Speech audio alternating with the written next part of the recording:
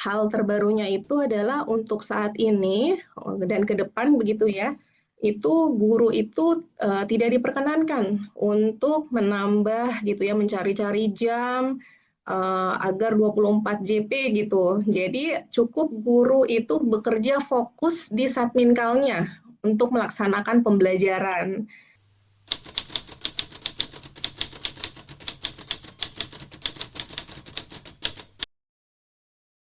Ya, Assalamualaikum warahmatullahi wabarakatuh. Selamat siang, Bapak Ibu peserta sosialisasi Permendikbud terkait dengan beban kerja guru dan kurikulum. Ya, pada kesempatan siang hari ini, eh, saya izin menginformasikan begitu ya, sharing terkait dengan Permendikdasmen nomor 11 tahun 2025 tentang pemenuhan beban kerja guru. Nah, mungkin Bapak Ibu sekalian sebelumnya juga pernah mengikuti sosialisasi yang disampaikan oleh PASES. Nah, untuk memperkuat pemahaman sekaligus menyambungkan juga nih dengan kebijakan terbaru yang dikeluarkan oleh Beskap terkait dengan Permen 13 tahun 2025 tentang perubahan kurikulum ya. Mungkin akan sedikit saya ulangi begitu dan nanti mungkin ada hubungannya juga apakah ada kaitannya, apakah akan malah makin nambah gitu ya beban kerja guru dengan adanya perubahan ini. Ya nanti kita akan jawab semuanya di sini. Ya, pertama saya izin menginformasikan terkait mengapa terbit Permendikbud beban kerja guru. Nah, ini latar belakangnya. Sebelumnya ya, kan memang sudah ada ya Permendikbud beban kerja guru. Nah, kebijakan Pak Menteri saat ini itu memang berfokus pada peningkatan mutu dan kualitas pembelajaran, pendidikan karakter, serta pengembangan bakat dan minat guru seperti yang tadi telah disampaikan oleh Bu Dirjen, begitu. Nah, untuk landasan yuridisnya itu untuk terbitnya Permen 25 ini Permen 11, mohon maaf, memang telah diatur begitu ya di Undang-Undang Guru Dosen maupun di PP Guru. Di situ memang dijelaskan tugas guru 5M, mulai dari merencanakan sampai dengan memiliki tugas tambahan gitu. Nah, di PP Guru itu memang ada amanat secara langsung untuk mengatur lebih teknis terkait dengan beban kerja guru, sehingga diperlukan Permendikbud penugasan pemenuhan beban kerja guru ini. Lalu seperti yang tadi saya sudah sampaikan bahwa memang sebelumnya dari 2018 itu sudah ada Permendikbud nomor 15 tahun 2018. Nah, namun memang ada perubahan di tahun 2024 yang tadinya mungkin rincian ekuivalensi tugas tambahan itu menyatu begitu di dalam peraturan Menteri pemenuhan beban kerja. Nah, untuk saat ini mulai 2024 itu dipisah. Jadi untuk rincian tugas tambahan diatur dalam keputusan Menteri.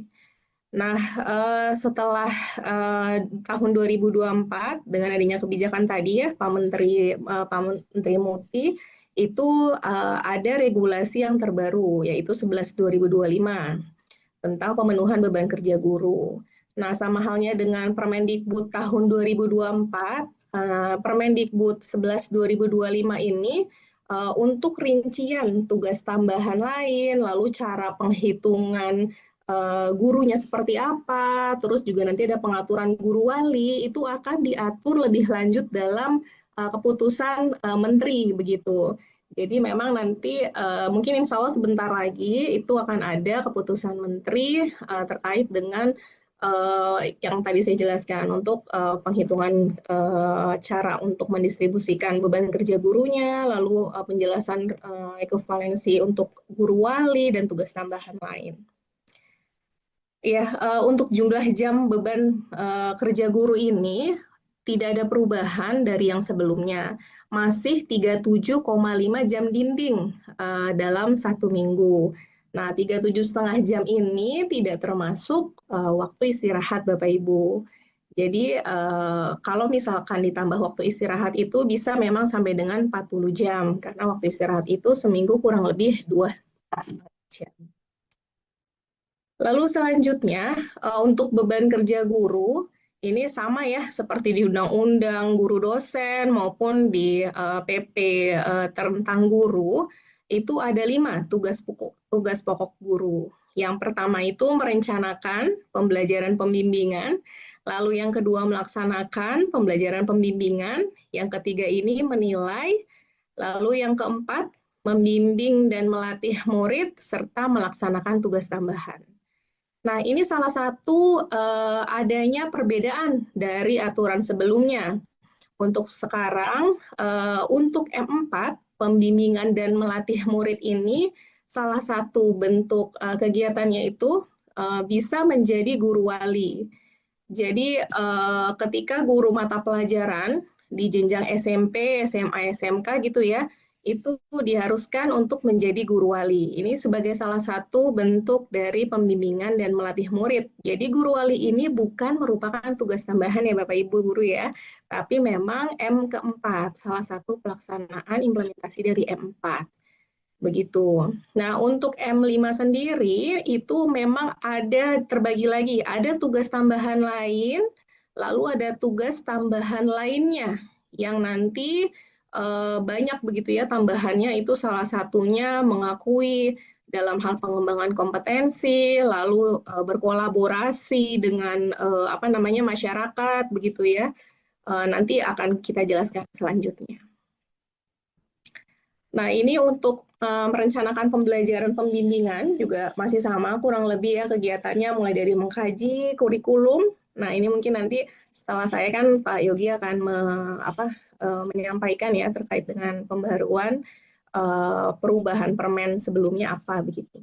Lalu membuat RPP, lalu untuk dalam melaksanakan pembelajaran, hal terbarunya itu adalah untuk saat ini dan ke depan begitu ya, itu guru itu tidak diperkenankan untuk menambah gitu ya, mencari-cari jam agar 24 JP gitu. Jadi cukup guru itu bekerja fokus di satminkalnya untuk melaksanakan pembelajaran, tidak kemana-mana. Itu salah satu esensi dari perubahan permen beban ini, beban kerja. Lalu menilai itu ya kurang lebih masih sama, jadi merupakan proses pengumpulan pengolahan ya informasi untuk mencapai hasil belajar perkembangan peserta didik.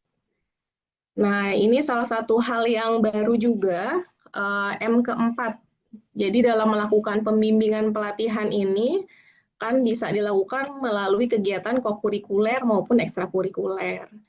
Nah, selain itu, untuk tadi yang saya sampaikan untuk guru mata pelajaran di tingkat SMP, SMA, SMK itu juga harus melaksanakan sebagai tugas guru wali.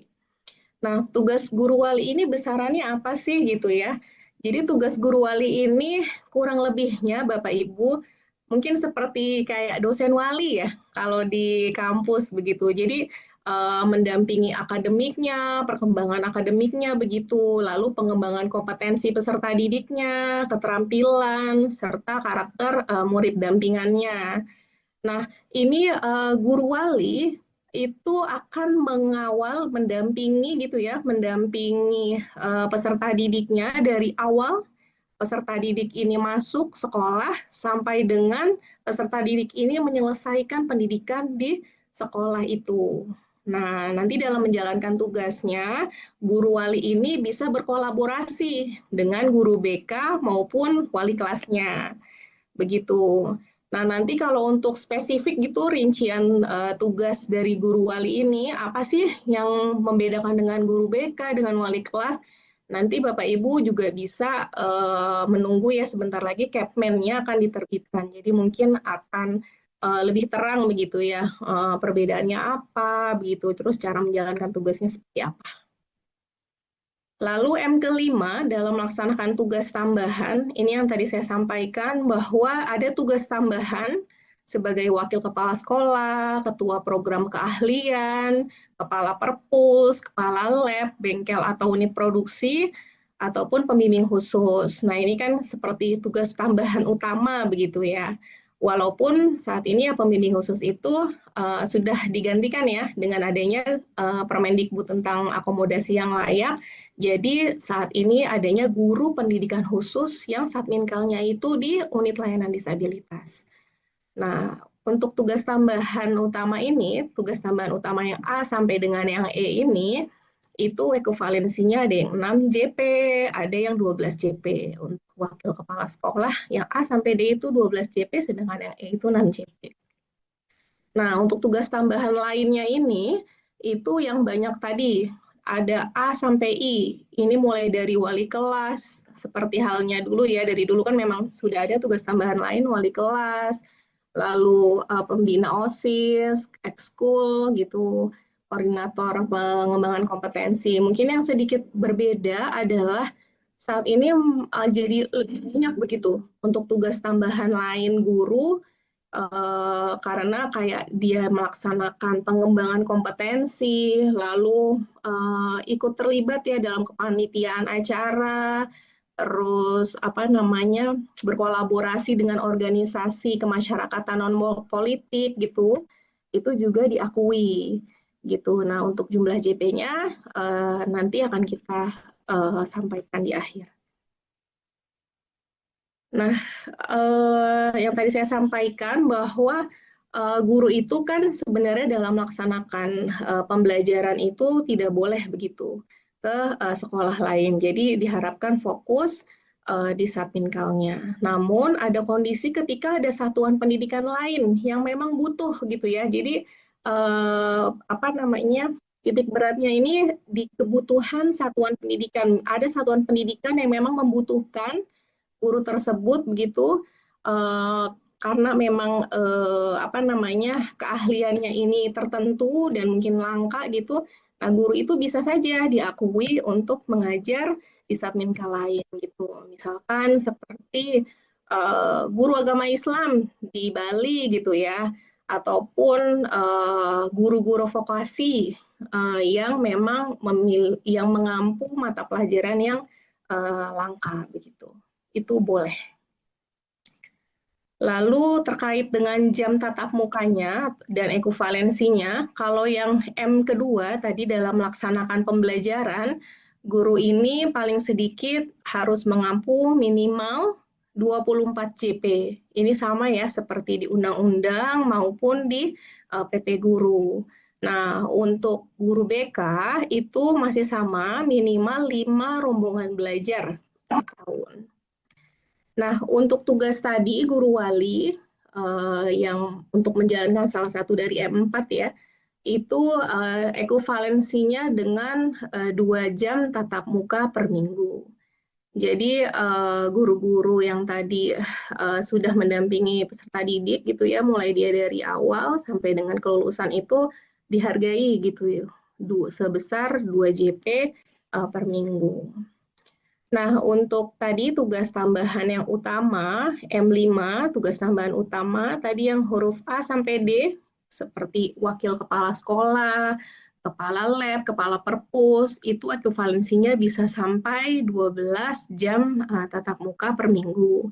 Sedangkan untuk pembimbing khusus itu 6 JP, dan tugas tambahan lain, yang plus-plus ini, yang tadi A sampai I yang banyak itu maksimal 6 JP untuk bisa diekuivalensikan. Dan kalau untuk guru BK, berarti harus mengampu minimal 2 tugas tambahan lain untuk diakui sebagai satu rombongan belajar. Lalu untuk tugas tambahan lain, kalau misalkan ada wakil kepala sekolah ataupun kepala perpus gitu ya, yang juga mendapatkan tugas tambahan lain ataupun yang bersangkutan juga menjadi guru wali, itu diekuivalensikannya tetap di 12 JP-nya ya Bapak Ibu. Jadi bukannya 12 JP tambah-tambah lagi gitu, misalnya guru wali jadi tambah 14 gitu, itu tidak. Jadi untuk wakasek, kepala program keahlian, kepala perpus, kepala lab, kepala bengkel, itu tetap mendapatkan ekuivalensi berdasarkan tugas tambahan utamanya gitu. Ketika dia menjadi guru wali ataupun mendapatkan tugas tambahan lain, misalkan dia juga sebagai pembina ekskul, itu tidak mendapatkan ekuivalensi jam tatap muka, tapi diakui untuk pemenuhan 37,5 jam dalam 1 minggu. Karena kan memang pada dasarnya beban kerja kita itu guru 37,5 begitu. Nah, ini untuk peran-perannya, peran kepala sekolah, dinas, sama yayasan. Nah, kalau kepala sekolah ini utamanya dia harus menetapkan gitu guru wali dan guru yang nanti akan mendapatkan tugas tambahan. Nah, gimana cara menghitung gitu ya bebannya guru wali ini berapa gitu mendapat ampuan peserta didik itu dengan cara membagi peserta didik yang ada di Satminkal itu dibagi oleh semua guru yang ada di Satminkal tersebut kecuali kepala sekolah. Jadi yang dikecualikan dalam pembagian guru wali itu hanya kepala sekolah. Guru mata pelajaran maupun guru BK, bimbingan konseling, tetap diharuskan untuk menjadi guru wali begitu. Nah, dalam menetapkan guru, dalam melakukan tugas tambahan ini, tetap harus memperhitungkan kebutuhan guru yang berdasarkan struktur kurikulum sama jumlah rombongan belajar. Jadi tetap tidak boleh pada intinya berlebih gitu ya Bapak Ibu. Jadi tetap saja harus ideal kebutuhan guru di Satminkal tersebut begitu. Kalau misalkan berlebih berarti harus melaporkan kepada dinas pendidikan setempat untuk dilakukan pemerataan dan penataan. Nah, kalau misalkan Bapak Ibu guru nih ada yang mendapatkan tugas kedinasan lain dari kepala sekolah maupun dinas, itu bisa saja diakui tapi dalam pemenuhan 37,5 jam dalam seminggu. Jadi bukan jam tatap mukanya, tapi jam beban kerja keseluruhannya. Nah, ada Bapak Ibu guru yang dikecualikan dari pemenuhan 24 jam tatap muka per minggu ini. Yaitu siapa saja? Yang pertama itu guru yang memang secara ketentuan struktur kurikulum memang kecil ya Bapak Ibu. Jadi memang secara struktur kurikulum kecil dan tidak bisa memenuhi 24 JP. Itu yang pertama. Lalu yang kedua itu guru yang memang secara pembagian perhitungan beban kerjanya tidak bisa memenuhi 24 JP. Tapi memang kebutuhan guru di Satminkal tersebut sudah ideal. Gitu. Nah, itu bisa dikecualikan dari pemenuhan 24 JP. Lalu yang ketiga, guru pendidikan khusus dan guru pendidikan layanan khusus. Nah, ini mungkin guru-guru di SLB begitu. Nah, yang terakhir adalah guru di SELN. Nah, hal tersebut juga berlaku untuk guru BK yang memang satu-satunya begitu ya. Memang berdasarkan rombongan kecilnya memang kecil gitu dan nggak sampai 5 padahal harusnya dia 5 rombel minimal itu diperkenankan apabila memang dia satu-satunya guru di Satminkal tersebut. Jadi nggak perlu sampai memenuhi 5 rombel. Dan nanti mungkin kepala sekolah juga harus mengatur pertimbangannya seperti apa nih. Mungkin kalau ada yang kurang sedikit ya diberikan tugas tambahan. Nah, dalam hal pengembangan kompetensi, Bapak Ibu guru ini sebenarnya apalagi untuk ASN gitu ya, itu diwajibkan kan 20 JP setahun. Nah, jadi memang yang pertama tuh guru wajib nggak hanya guru, bahkan di jabatan fungsional lain pun, selaku memang ASN, kita wajib melakukan pengembangan kompetensi. Nah, untuk pengembangan kompetensinya bisa dilakukan di mana saja, boleh di dalam Satminkal maupun di luar Satminkal.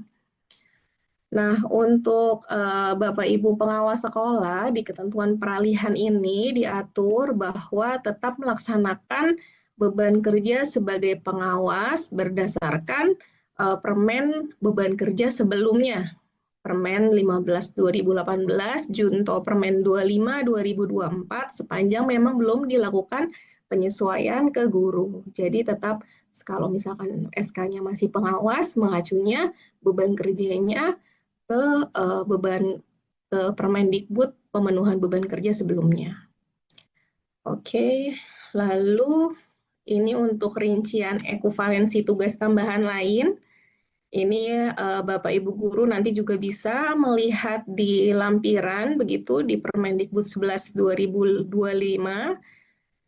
Di situ kayak wali kelas mendapatkan 2 JP, lalu OSIS ekstrakurikuler. Nah, ini mungkin ada yang sedikit berbeda ya dari yang sebelumnya. Koordinator P5 ya, kalau dulu sebelumnya, kalau sekarang itu namanya koordinator pembelajaran berbasis project, begitu, tapi perhitungannya kurang lebih masih sama.